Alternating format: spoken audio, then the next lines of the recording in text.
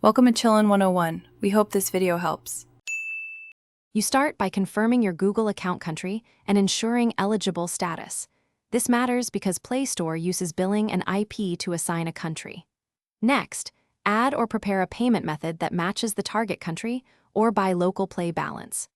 Once done, sign out of apps that use Play billing and clear Google Play app data.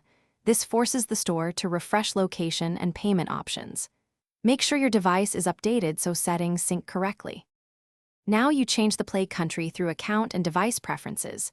Open Google Play, go to Menu, then Settings, then General and Account and Device Preferences. From there, select Country and Profiles and pick the new country profile that appears. Google shows this only if you're eligible.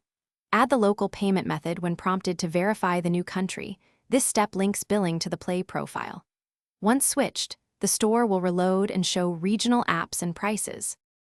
Finish by restarting your device and reopening Play Store to confirm the catalog and prices update to the new country.